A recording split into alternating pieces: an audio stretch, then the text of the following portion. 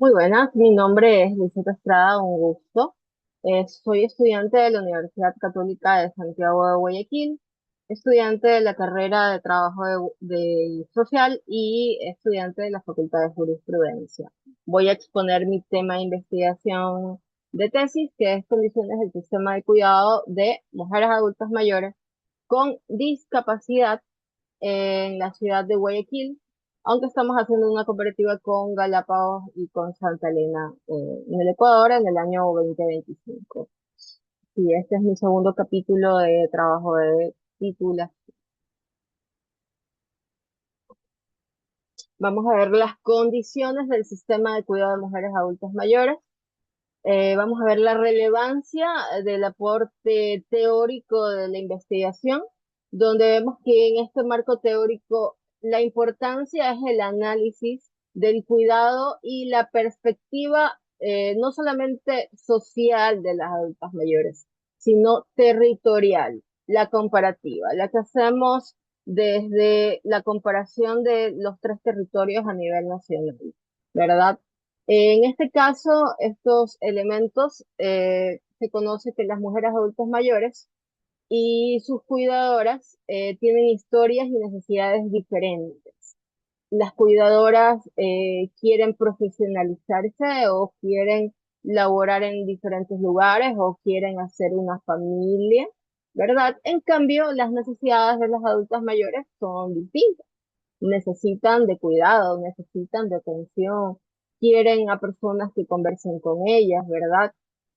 Aquí se entiende como segundo paso el cuidado como un trabajo que genera consecuencias emocionales, sociales y económicas para quien lo realiza y no solamente como obligación familiar. En este caso, dejan de lado poder estudiar sus universidades, dejan de lado poder hacer sus familias en caso de que sean las nietas quienes estén cuidando de sus abuelas, muchas veces es el caso, o muchas veces también son cuidadoras que se han dedicado a esto toda sus vidas y han dejado su vida personal de lado, ¿no? Como tercer punto, vemos que se tiene que identificar las condiciones en el territorio, si es urbano o si es rural o en este caso insular, como estamos haciendo la comparativa con Galápagos, y cómo estas vulnerabilidades influyen en los servicios que se les brinda a las mujeres adultas mayores, cómo ellas viven su experiencia del cuidado que reciben en estos centros. Vamos a ver las categorías y el análisis de la vejez, el género y la discapacidad, ¿no? La heterogeneidad de la vejez, en este caso las adultas mayores, constituyen un grupo heterogéneo que cada uno de ellos representa un conjunto único de culturas, experiencias, valores y virtudes, según Lucas Villarrea, en el año 2024, donde vemos y podemos decir que cada uno se maneja en forma diferente. En este caso, hay personas que son de Guayaquil, otras son de Santa Elena y otras son de Galápagos. Y cada una de estas personas tiene sus propias costumbres y culturas.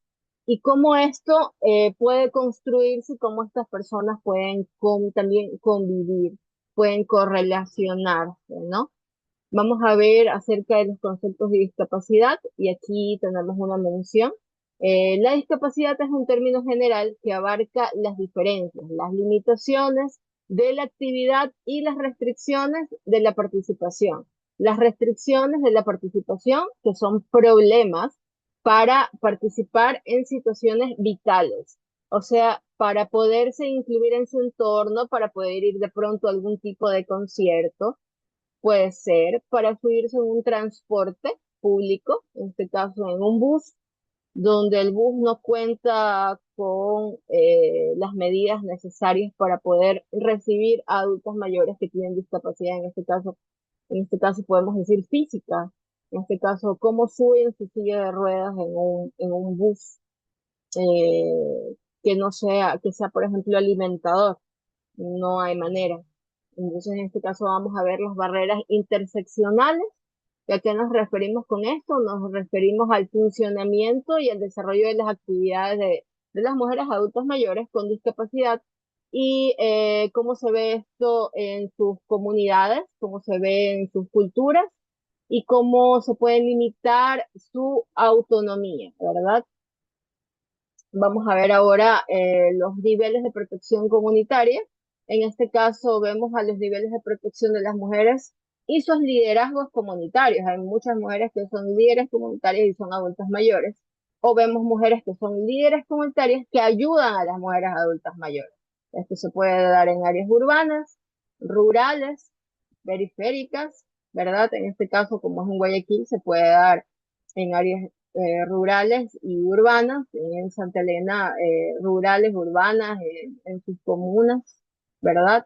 En el caso de Galápagos, pues ya se maneja en otro tipo de territorio donde hay muchas mujeres que pueden sentir aislamiento por este motivo, ¿no? Vamos a pasar a la parte de la teoría del cuidado y el rol de la cuidadora, que es un tema bastante importante en este caso, ¿no? Porque en el sistema de cuidado y el rol de quién cuida al adulto mayor al adulto mayor con discapacidad, vemos que estos casos suelen presentarse de la siguiente manera. Los hombres continúan con sus labores, como por ejemplo pueden ser sus trabajos, o estos hombres ya son personas que pueden servir en el extranjero, o, pero la mayor parte de casos son de personas que están laborando y dejan a sus mujeres en casa para que cuiden a su mamá o para que ellas cuiden a algún familiar que sea adulto mayor que tenga discapacidad. ¿Y cómo se sienten estas personas que trabajan sin remuneración para los cuidados de adultos mayores, ¿no? Aquí vamos a ver estos cuidados a largo plazo, ¿verdad? Donde vemos las respuestas de los sistemas de cuidado, donde vemos los soportes informales y familiares de los sistemas de autocuidado, donde la participación activa se da por su familia, ¿verdad? Mayormente que llevándolas a un centro de cuidados, ¿verdad? Vamos a ver cómo se afronta el estrés del cuidado de una adulta mayor, donde no solamente se ven y sacan a flor sentimientos, partes emocionales, sino enfermedades que cómo perciben los cuidadores o las cuidadoras de las adultas mayores estas enfermedades y cómo pueden sobrellevarlas con su propia vida, ¿no? Vamos a ver cómo esto genera un impacto psicosocial donde se va a ver las políticas públicas y las coberturas y cómo se afronta el estrés que vive el cuidador del adulto mayor, la cuidadora del adulto mayor.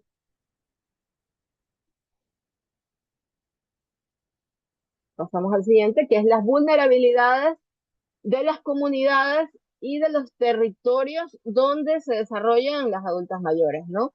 Vemos aquí, vamos a citar a Ocampo en el año 2023, donde dice que la vulnerabilidad social es un contacto social de los grupos de los sectores vulnerables en los países que habrían planes y programas públicos de desarrollo social y donde se valida una serie de variables de vulnerabilidades en torno a la salud, a la infraestructura, a la vivienda, al fortalecimiento comunitario de sus redes comunitarias, ¿no? ¿Y cómo se pueden mitigar ciertos riesgos? Bueno, aquí en este caso sí vemos algo bastante complicado porque vemos que muchos edificios públicos, privados y las propias casas de las personas con discapacidad no cuentan con herramientas necesarias para su movilidad de manera autónoma e independiente, sino que dependen de otra persona para poderse desenvolver, ¿no? En este caso, la inclusión territorial, si se sienten incluidas en sus territorios, cómo se promueve, cómo se promociona esta inclusión en cada uno de los territorios a nivel nacional de la discapacidad, cómo hay barreras para el acceso a estos sistemas de cuidado, a los entornos, cómo perciben que está su bienestar general en todos los aspectos, ya sea de salud, ya sea social o ya sea familiar, Vamos a ver la distribución de las vulnerabilidades. ¿Y qué queremos decir con esto? Vamos a identificar cómo se distribuye la vulnerabilidad en los entornos comunitarios. Aquí se va a ver cuáles son las políticas públicas territoriales y cuáles se manejan de manera eficiente, cuáles se ponen en práctica, cuáles pueden ser las propuestas de políticas públicas territoriales y cómo se puede intervenir y cómo se puede brindar asistencia social y de salud en estos territorios.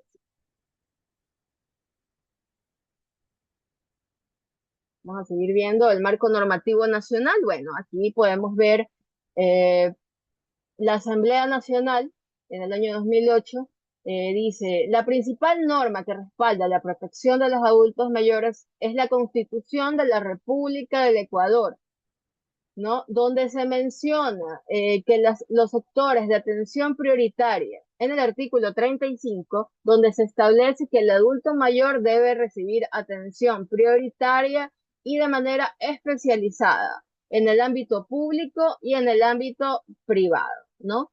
Esto lo ponemos más o menos como ejemplo. El MIES, el Ministerio de Inclusión Económica y Social, eh, que se encarga de desarrollar programas y servicios para la atención de adultos mayores.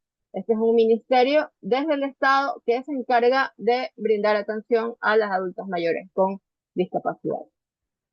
En el marco estratégico nacional del Ecuador, como ya vimos, la Constitución de la República del Ecuador, donde los adultos mayores están amparados y donde están amparados bajo políticas públicas, donde se pueda fomentar su autonomía y sus cuidados personales.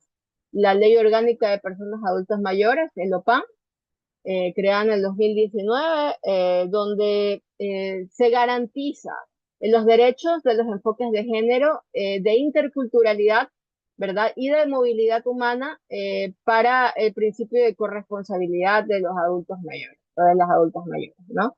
El reglamento de la LOPAN, ¿verdad? Donde en este reglamento se supervisa de manera gerontológica a las personas cuidadoras de las adultas mayores.